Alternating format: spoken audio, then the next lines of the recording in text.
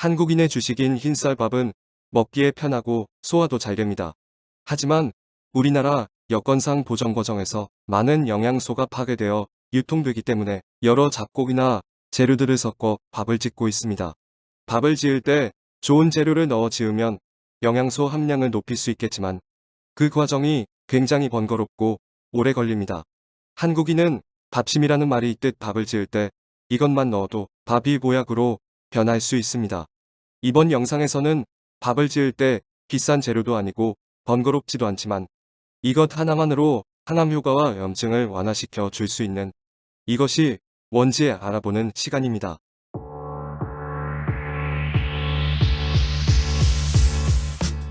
첫 번째, 녹차. 녹차는 전 세계인들이 좋아하고 자주 마시는 차입니다. 녹차는 다양한 효능을 가지고 있는데 잠시 알아볼까요? 한국식품영양과학회지의 논문에 따르면 백미로 밥을 지을 때 일반 물로 짓는 대신 녹차 분말을 탄 녹차물로 밥을 짓는다면 항산화 성분인 폴리페놀과 플라보노이드가 크게 증가했다고 합니다. 연구팀은 백미 200g을 기준으로 일반 물만 넣고 지은 밥과 녹차 분말 3g을 풀어서 만든 녹차물로 지은 밥의 항산화 성분 함량을 분석했다. 그 결과 일반 물로 지은 밥과 비교하면 폴리페놀 함량이 40배로 많은 것으로 확인되었다. 플라보노이드 함량 역시 녹차 분말이 들어간 밥에서 가장 많이 측정됐다. 여기서 중요한 점은 폴리페놀이라는 성분이다. 폴리페놀은 강한 항산화 작용을 가지고 있어 노화를 방지하고 항암분은 심혈관 질환 등의 발생 가능성을 줄일 수 있습니다. 또한 혈당 상승을 억제하는 효과를 가지고 있어 당뇨병 예방과 치료에 효과적입니다. 그 외에도 항염작용, 면역력 강화, 신경계의 건강을 지킬 수 있는 아주 좋은 성분입니다.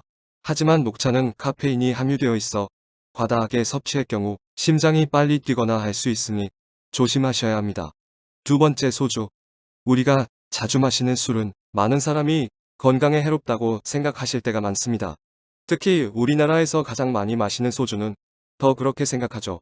하지만 현미밥을 지을 때 소주를 넣으면 항산화 물질인 폴리페놀이 증가하는 것을 알고 계셨나요? 소주의 알코올 성분이 현미와 만나면 항산화 화합물인 폴리페놀을 추출하는데 도움이 큽니다.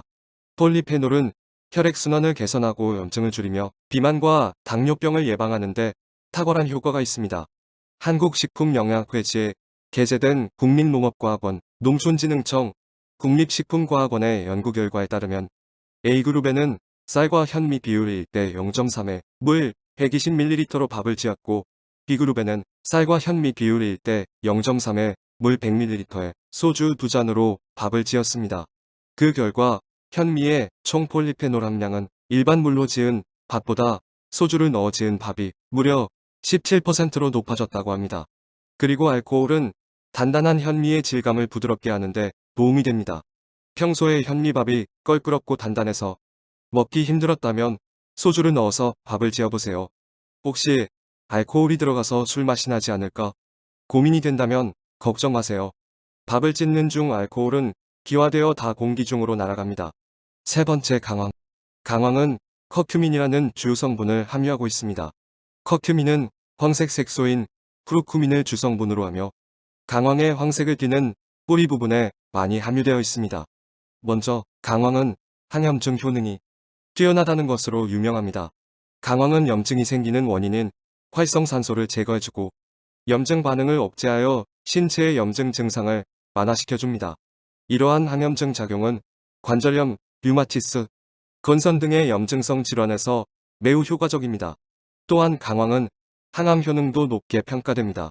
강황의 활성 성분 중 하나인 규커민은 암세포를 파괴하는 능력이 있어서 간암, 대장암, 유방암 등의 암질환 예방과 치료에도 사용됩니다.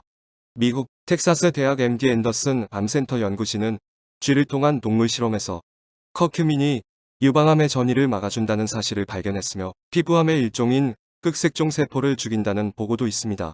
서울대학교 약학대학 서영종 교수는 커큐민은 유방암의 작은 경부와 대장, 췌장 등의 여러 암의 발생을 막아주는 효과가 있으며 정상세포에는 전혀 독성이 없고 암세포가 스스로 사면하도록 유도한다고 설명했습니다.